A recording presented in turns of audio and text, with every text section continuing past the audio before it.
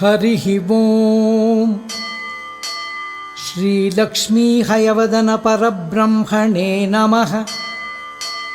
श्रीहयग्रीवसहस्रनामस्तोत्रम्। शुक्लाम्बरधरं विष्णुं शशिवर्णं चतुर्भुजं प्रसन्नवदनं ध्यायेत् सर्वविघ्नोपशान्तये। यस्य द्विरदवक्त्राद्यः पारिषद्यः परशतं विघ्नं निघ्नन्ति सततं विश्वक्सेनं तमाश्रये। श्रीकाश्यपः तात मे श्रीहयग्रीव नाम्नां साहस्रमुत्तमम् अध्येतुं जायते काङ्क्षा तत्प्रसीद मयि प्रभो इति पृष्ठस्तदोवाच ब्रह्मा लोकपितामहः। श्रेयसामपि च श्रेयः काश्यप इह विताम्पते। अमत्या विहितं पापं मूलतो हि विनश्यति रहस्यानां रहस्यञ्च पावनानां च पावनं। प्रायश्चित्ते कृते तस्य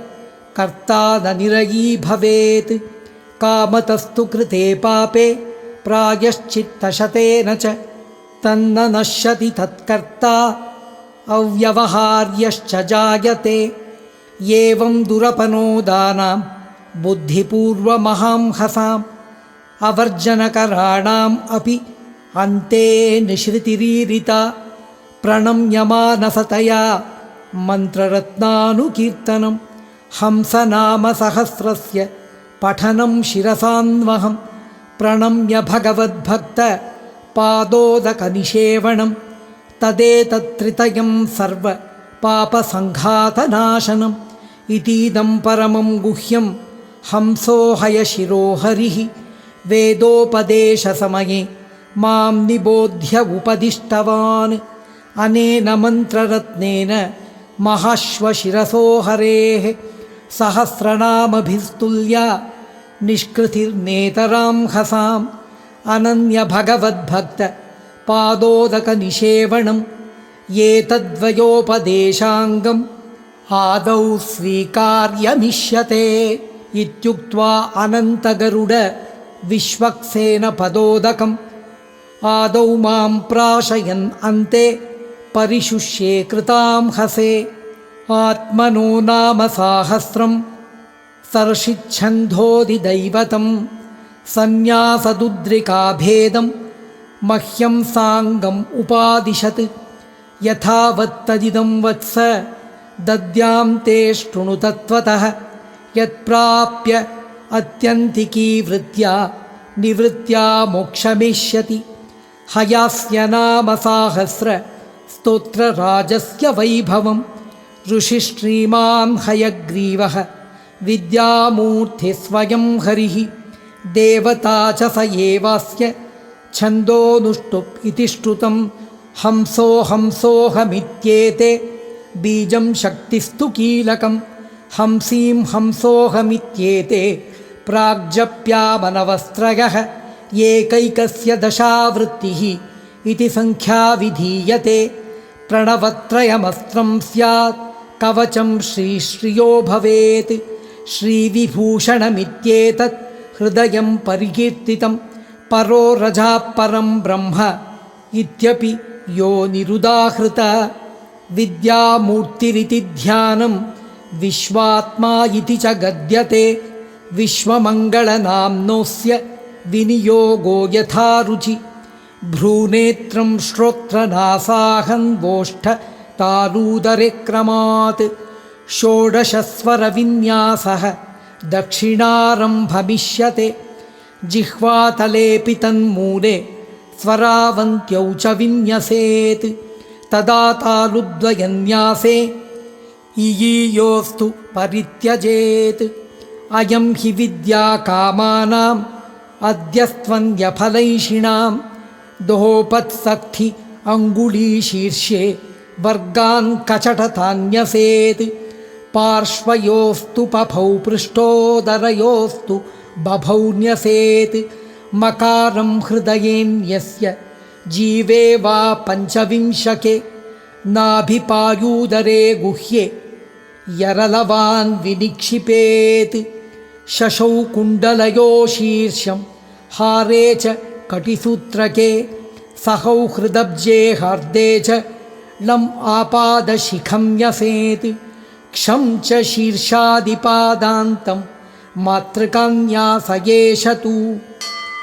अस्य श्रीहयग्रीवसहस्रनामस्तोत्रमहामन्त्रस्य श्रीहयग्रीवऋषिः अनुष्टुप्छन्दः श्रीहयग्रीवः परमात्मा देवता हंस इति बीजं हंसोऽहम् इति शक्तिः हंसां हंसीमिति कीलकम्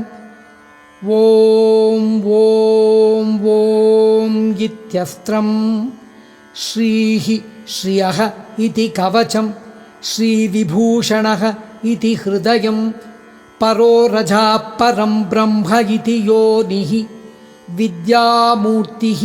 विश्वात्मा इति ध्यानम् करन्यासः हंसाम् अङ्गुष्ठाभ्यां नमः हंसीं तर्जनीभ्यां नमः हंसूं मध्यमाभ्यां नमः हंसों अनामिकाभ्यां नमः हंसौं कनिष्ठिकाभ्यां नमः हंसः करतलकरपृष्ठाभ्यां नमः हृदयादिन्यासः हंसां ज्ञानाय हृदयाय नमः हंसीमैश्वर्याय शिरसे स्वाहा हंसूं शक्त्यै शिखायै वषट् हंसों बलाय कवचाय हुं हंसौं तेजसे नेत्राभ्याम् औषट् हंसः वीर्याय अस्त्राय फट् भूर्भुवः सुवरोमिति दिग्बन्धः अथ मातृकान्यासः ॐ अं आं भ्रुवोः इं ईं नेत्रयोः वुं वूं श्रोत्रयोः रुं रुं नासिकयोः ऋं ऋं कपोलयोः ऐं ऐं ओष्ठयोः ॐ औं दन्तपङ्क्त्योः अं जिह्वाथले जिह्वामूले कवर्गं दक्षिणे बाहुमूले कूर्परे मणिबन्धे करतले हस्ताग्रे चवर्गं वामे बाहुमूले कूर्परे मणिबन्धे करतले हस्ताग्रे टवर्गं दक्षिणे पादमूले जानुनि पादपार्ष्णौ पादतले पादाग्रे तवर्गं वामे पादमूले जानुनि पादपार्ष्णौ पादतले पादाग्रे पफौ पार्श्वयोः बभौ पृष्ठोदरयोः मम हृदि यं रं लं वं नाभौ पायौ उदरे गुह्ये शशौ हस्तयोः सहौ शीर्षे कट्यां लक्षौ हृदब्जे हार्दे ध्यानं विद्यामूर्तिम्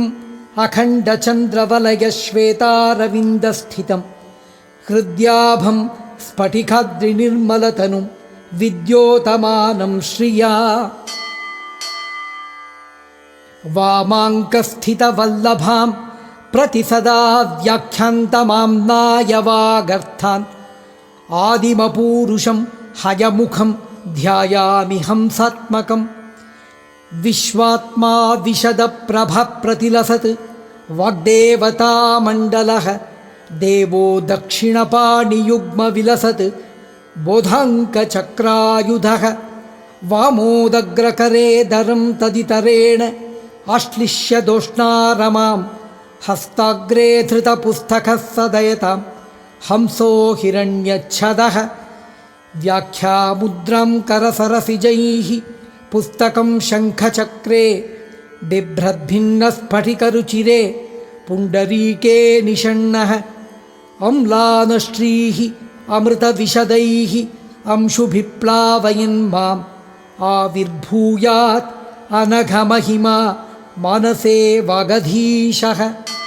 श्रीहयग्रीवसहस्रनामानि ॐ श्रीं हंसोऽहम् ऐं ॐ क्लीं श्रीयश्रीविभूषणः परो रजः परं ब्रह्म भूर्भुवः सुवरादिमः भास्वान् भगश्च भगवान् स्वस्ति स्वाहा नमस्वधा श्रौषट् वौषट् अलं हुं फट् हुं ह्रीं क्रों ह्लौं यथा तथा कर्कग्रीवकलानाथ कामधः करुणाकरः कमलाद्युषितोत्सङ्गः क्षये काळीवशानुगः निशश्च उपनिषच्चात्थ नीचैरुच्चैः समं सः शश्वत्युगपदह्नाय शनैरेको बहुध्रुवः भूतभृद्भूरिदः साक्षी भूतादिपुण्यकीर्तनः भूमा भूमिरथोन्नद्ध पुरुहूतः पुरुष्टुतः प्रफुल्लपुण्डरीकाक्षः परमेष्टिप्रभावनः प्रभुभगसतां बन्धुः भयध्वंसी भवापनः उद्यन्नुरुषया हुङ्कृत् उरुगाय उरुक्रमः उदारत्रियुगत्र्यात्मा निदानं निलयो हरिः हिरण्यगर्भो हेमाङ्गो हिरण्यश्मश्रुरीशिता हिरण्यकेशो हिमः हेमवासाहितैषणः आदित्यमण्डलान्तस्थः मोदमानः समूहनः सर्वात्मा जगदाधारः सन्निधिः सारवं स्वभूः गोपतिर्गोहितो गोमी केशवः किन्नरेश्वरः मायी मायाविकृतिकृत् महेशानो महामहः आमामिमी मुमो मृमृ मृमृमृमेमैं तथैव च मोमौ बिन्दुर्विसर्गश्च ह्रस्वो दीर्घप्लुतस्वरः उदात्तश्च अनुदात्तश्च स्वरितः प्रचयस्तथा कं खं गङ्घं ञञ्च छञ्छं जञ्झं ञञ्ठं ठमेव च डं ढं डं तं थं च दं च धं दं पं फं बमेव च भं मं यं रं लं च वं च शं शं सं हं लमेव च क्षं यमों व्यञ्जनो जिह्वा मूलीय अर्धविसर्गवान् उपध्मानीय इति च संयुक्ताक्षर एव च पदं क्रियाकारकश्च निपातो गतिरव्ययः सन्निधिर्योग्यताकाङ्क्षा परस्परसमन्वयः वाक्यं पद्यं सम्प्रदायः भावः शब्दार्थलालितः व्यञ्जनालक्षणा शक्तिः पाको रीतिरलङ्कृतिः शय्या प्रौढिर्ध्वनिस्तद्वत् काव्यं सर्गं क्रियारुचिः नानारूपप्रबन्धश्च यशः पुण्यं महद्धनं व्यवहारपरिज्ञानं शिवेतरपरिक्षयः सदपरमनिर्वाणं प्रियपथ्योपदेशकः संस्कारप्रतिभाशिक्षा ग्रहणं धारणं क्रमः आसुतास्वादिमाचित्रं विस्तारश्चित्रसंविधिः पुराणम् इतिहासश्च स्मृतिसूत्रं च संहिता आचार आत्मनस्तुष्टिः आचार्याज्ञानतिक्रमः श्रीमान् श्रीघीश्रियकान्तः श्रीनिधिश्रीनिकेतनः श्रेयान् हयाननश्रीदः श्रीमयश्रितवत्सलः हंसः शुचिशतादित्यः वसुश्चन्द्रोऽन्तरिक्षसत् होता च वेदिशत्योनिः अतिथिद्रोणसद्धविः दृशन् मृत्युश्च वरसद् अमृतञ्च तसद्वृषः वोमसद् विविधस्फोट शब्दार्थव्यङ्ग्यवैभवः अब्जारसस्वादुतमो गोजागेयो मनोहरः ऋतुजाः सकलं भद्रम् अद्रिजास्थैर्यविदुत्तमः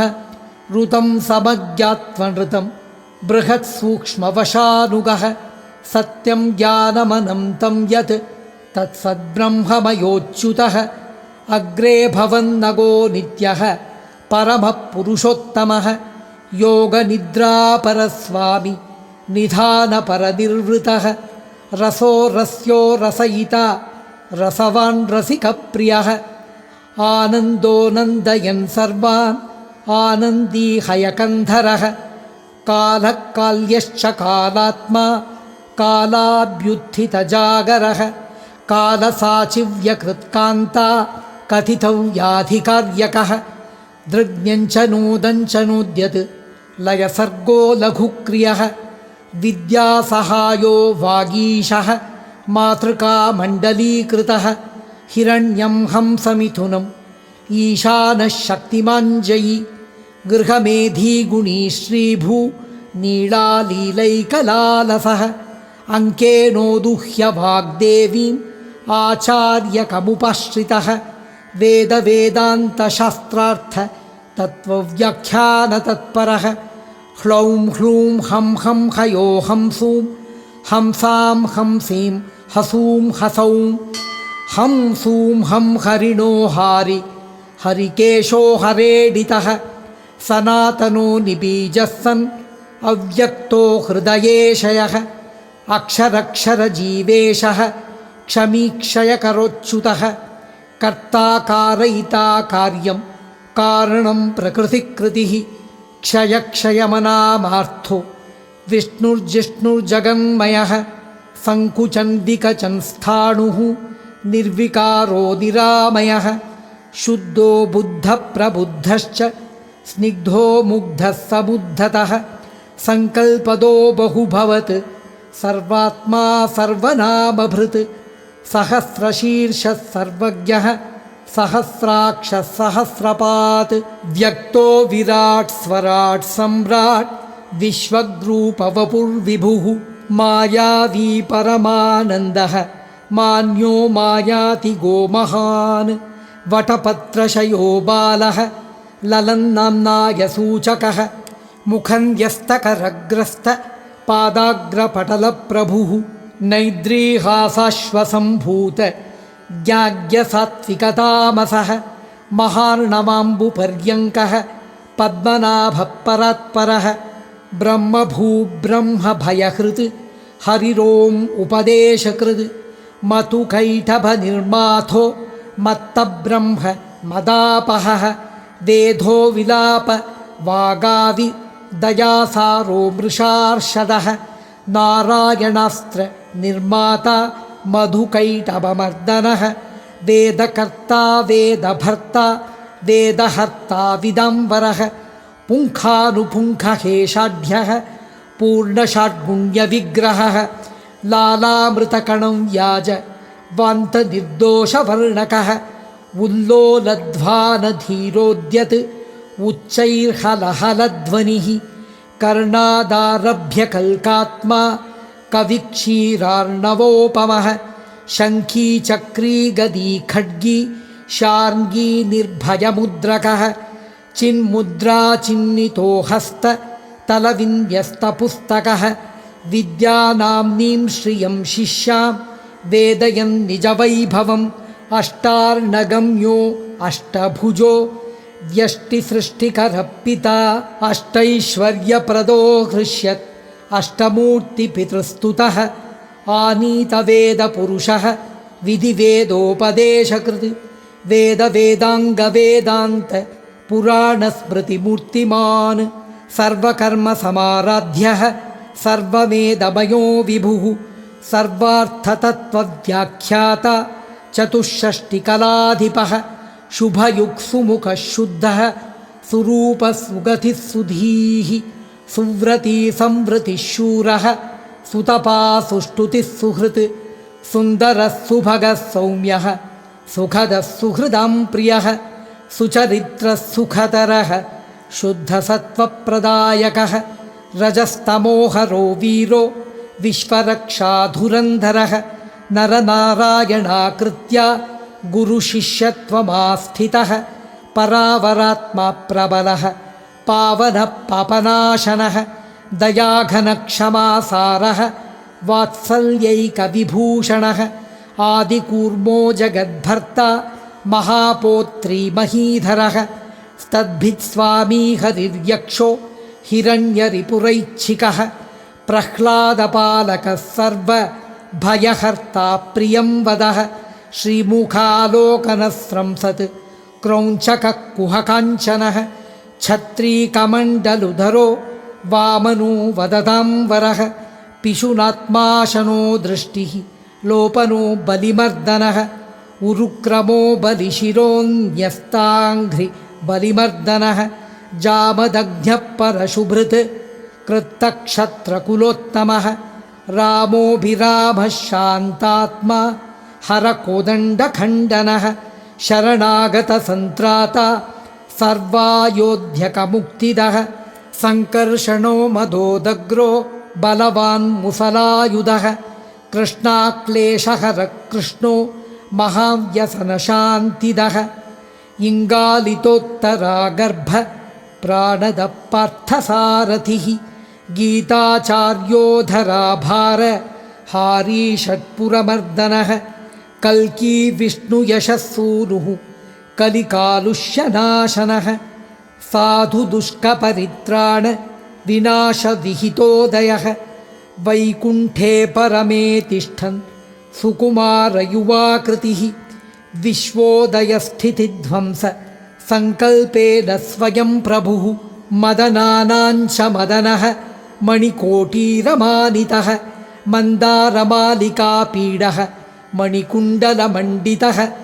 सुस्निग्धनीलकुटिल कुन्तलकोमलाकृतिः सुललाटः सुतिलकः सुभ्रूकः सुकपोलकः सिद्धासदसदालोक सुधास्यन्दिरदच्छदः तारकाकोरकाकार विनिर्मितरदच्छदः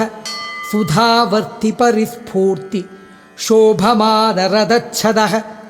विष्टब्धो विपुलग्रीवो निभृतोच्चैष्टवस्थितिः समावृत्तावदातोरु मुक्तप्रालम्बभूषणः रत्नाङ्गदी वज्रनिष्की नीलरत्नाङ्ककङ्कणः हरिन्मणिगणाबद्ध शृङ्खलाकङ्कणोर्मिकः सितोपवीतसंश्लिष्यत् पद्मक्षमणिमालिकः श्रीचूर्णवद्वादशोर्ध्व पुण्ड्ररेखापरिष्कृतः पटतन्तुग्रथनवत् पवित्रसरशोभितः पीनवक्षामहास्कन्धः विपुलोरुकटीतटिः कौस्तुभीवनमाली च कान्त्या चन्द्रायुतोपमः मन्दारमालिकामोदि मञ्जुवान् अमलच्छविः दिव्यगन्धो दिव्यरसः दिव्यतेजा दिवस्पतिः वाचालो वाक्पतिर्वक्ता व्याख्याता वादिनां प्रियः भक्तहृन्मधुरो वाजि जिह्वाभद्रासनस्थितः स्मृतिसन्निहितस्निग्धः सिद्धिदः सिद्धसन्नतः मूलकन्दो मुकुन्दो ग्लौः स्वयंभूः शम्भुरैन्दवः इष्टो मनुर्यभक्काल काल्यक्कम्बुकलानिधिः कल्यक्कामयिता भीमः कातर्यहरणकृतिः सम्प्रियत्पक्कणतर्क चर्चानिर्धारणादयः व्यतिरेको विवेकश्च प्रवेकप्रक्रमक्रमः प्रमाणं प्रतिभूप्राज्ञः प्रज्ञापथ्या च धारणः विधिर्विधाता व्यवधिः उद्भवप्रभवस्थितिः विषयसंशयपूर्व पक्षकक्षोऽप्यपादकः राद्धान्तो विहितो न्याय फलनिष्पत्तिरुद्भवः नानारूपाणि तन्त्राणि व्यवहार्यो व्यवस्थितिः सर्वसाधारणो देवः सध्वसाधुहिते रतः सन्धासनातनो धर्मः धर्मैरक्ष्यो महात्मभिः छन्दोमयत्रिधामात्मा स्वच्छन्दच्छन्दसेडितः यज्ञो यज्ञात्मको यष्टा यज्ञाङ्गोपघनो हविः समिदाज्यं पुरोडाशः शालास्थालीस्रुवस्रुचा प्राग्वंशो देवयजनः परिधिश्च परिस्तरः वेदिर्विहरणं त्रेता पशुपाशश्च संस्कृतिः विधिमन्त्रोर्थवादश्च द्रव्यम् अङ्गञ्च दैवतं स्तोत्रं शस्त्रं सामगीतिः उद्गीतः सर्वसाधनं याज्या पुरोनुवाक्या च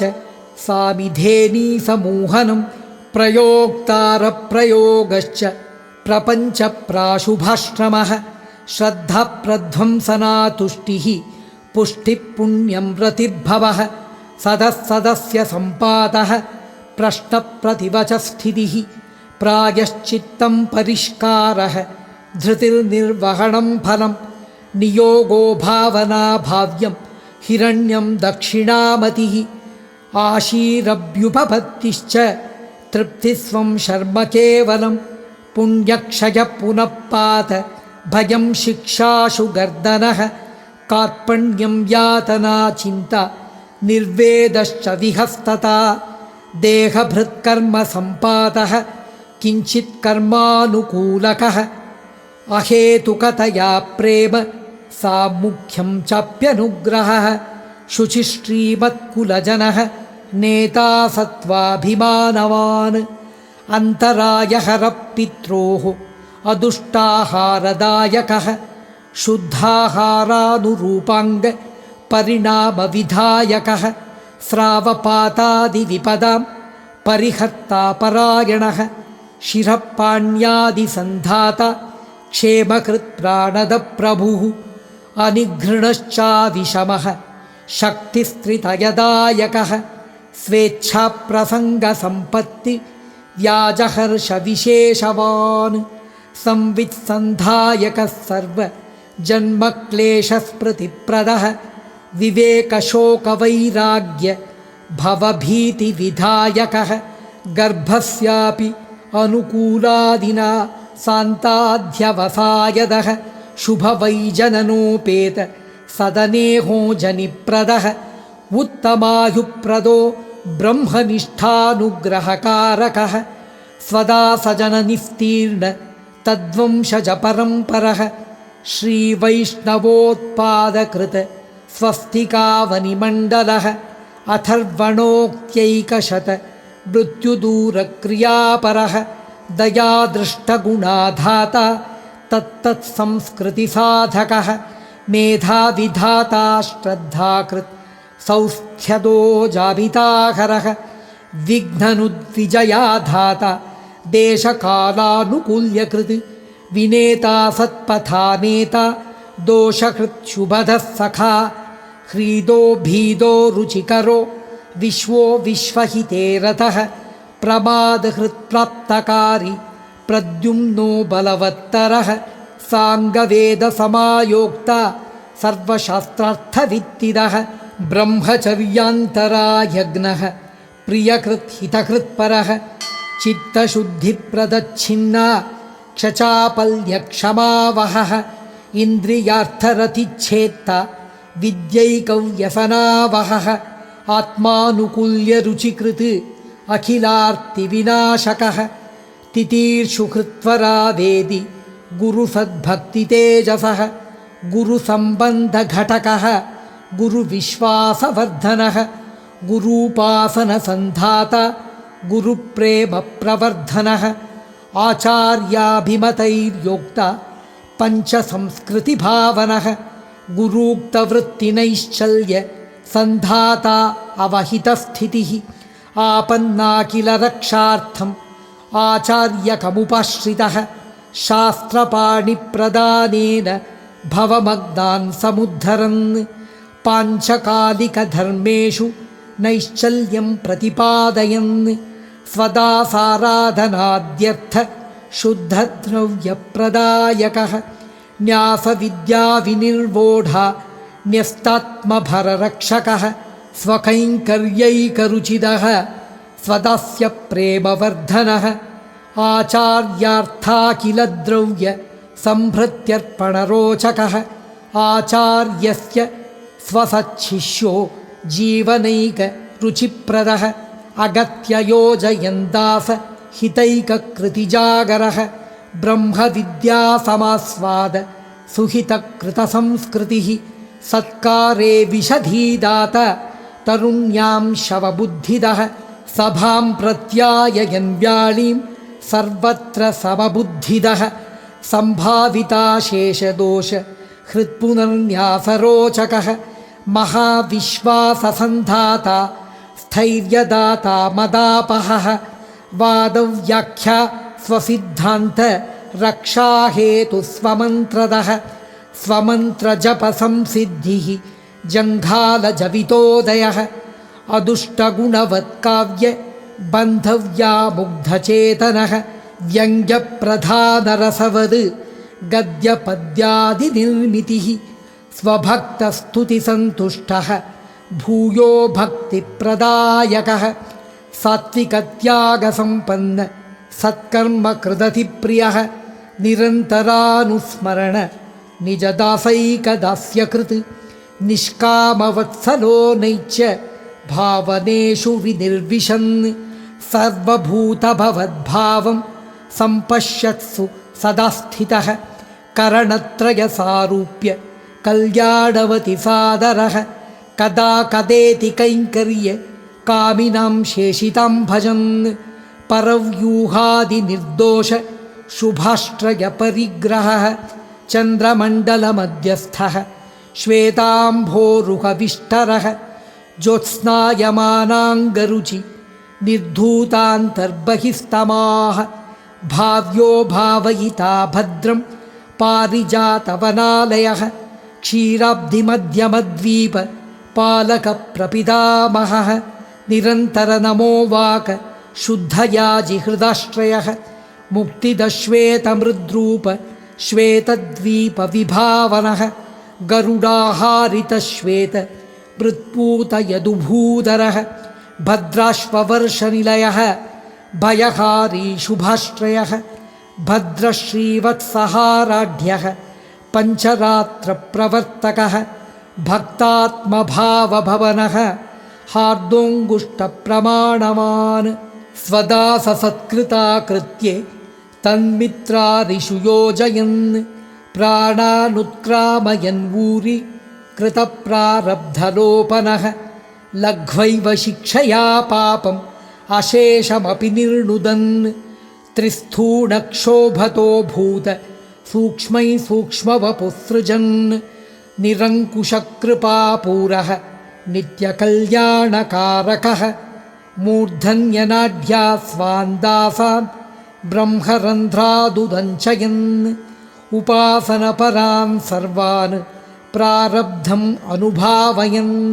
सर्वप्रारब्धदेहान्तेऽपि अन्तिमं स्मरणं दिशन् प्रपेयुषान् भेजुषाञ्च यमदृष्टिम् अभावयन् दिव्यदेहप्रदः सूर्यं द्वारयन् मोक्षमेयुषाम् आतिवाहिकसत्कारान् अध्वनिरापाद्यमानयन् सर्वान् क्रतुभुजः शश्वत् प्राभृतानि प्रदापयन् दुरन्तमायाकान्तारं धृतं योगेन लङ्घयन् स्फायत् सुदर्शविविध वीध्यन्तेनाध्वनानयन् सीमान्तसिन्धुविरजां योगेनोत्तारयन् वशी आमानवस्य देवस्य करं शिरसि धारयन् अनादिवासनां धुन्वन् वैकुण्ठाप्त्यासलोकयन् अहेयमङ्गलोदार तनुदानात् स्वरूपयन् सूरिजुष्टः सुखैकान्तं परमं पदमापयन् अरारण्यामृताम्भोधि दर्शयन् श्रमनाशनः दिव्यो ध्यानसरो वापि सरिन्मणिनगान्नयन् ऐरम्बदामृतसरो गमयन् सूपबृंहणः अश्वत्थं सोमसवनं प्रापयन् विष्टरश्रवाः दिव्याप्सरः समानीत ब्रह्मालङ्कारदायकः दिव्यवासों जनक्षौम माल्यैः स्वान् बहुमानयन् स्वीयाम् अयोध्यानगरीं सादरं सम्प्रवेशयन् दासान् दिव्यरसालोक गन्धांसलशरीरयन् स्वदासान् सूरिवर्गेण सस्नेहं बहुमानयन् सूरिसेवोदितानन्द नैचान् स्वान् अतिशाययन् वाचयन् स्वां नमो वीप्सां कुर्वन् प्रह्वान् कृताञ्जलीन् प्राकारगोपुराराम प्रासादेभ्यः प्रणामयन् इन्द्रप्रजापतिद्वारपालसम्मानमापयन् मालिकाञ्चन्महाराज वीथीमध्यं निवासयन् श्रीवैकुण्ठपुरं ध्रीभिः नानासत्कारकारकः दिव्यं विमानं गमयन् ब्रह्मकान्त्याभिपूरयन् महानन्दात्मकश्रीमन् मणिमण्टपमापयन् हृष्यत्कुमुदचण्डाद्यैः विश्वक्सेनान्तिकं नयन् सेनेशचोदितास्थान नायको हेति नायकः प्रापयन् दिव्यमास्थानं वैनतेयं प्रणामयन् श्रीमत्सुन्दरसूरीन्द्र दिव्यपङ्क्तिं प्रणामयन् भास्वरासनपर्यङ्क प्रापणेन कृतार्थयन् पर्यङ्कविद्यासंसिद्ध सर्ववैभवसङ्गतः स्वात्मानमेव श्रीकान्तं सादरं भूरि दर्शयन् शेषतैकरतिं शेषं शय्यात्मानं प्रणामयन् अनन्ताक्षिद्विसाहस्र सादरालोकपत्रयन् अकुमारयुवाकारं श्रीकान्तं सम्प्रणामयन् अतटानन्दतो हेतोः अञ्चयन् किलिकिञ्चितं दासनत्युत्थितिमुहुः कृतिसृष्टिप्रसन्नहृत् श्रिया प्राप्य स्वयं तातः जीवं पुत्रं प्रहर्षयन् मज्जयन् स्वमुखाम्भोदौ स्वकं कीर्तिरुचिं दिशन् दयार्द्रगङ्गावलना कृतक्लादैकृतार्थयन् पर्यङ्कारोहणप्रह्वं समं लक्ष्म्योपपादयन् कस्त्वं इत्यनुयुञ्जानो दासोऽस्मीत्युक्तिविस्मितः अपृथक्त्वप्रकारोऽस्मि वाचा स्वाश्रितवद्भवन् विदुषां तत्क्रतुनयात् हयस्य वपुषा भवन् वासुदेवात्मना भूयः भवन् वैकुण्ठनायकः यथा तथैव स्वं रूपं जगन्मोहनमूर्तिमान् द्विमूर्ति बहुमूर्तिश्च आत्मनश्च प्रकाशयन् युगपत्सकलं साक्षात्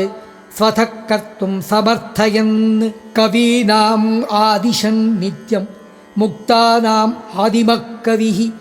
षडर्णमनुनिष्ठानां श्वेतद्वीपस्थितिं दिशन् द्वादश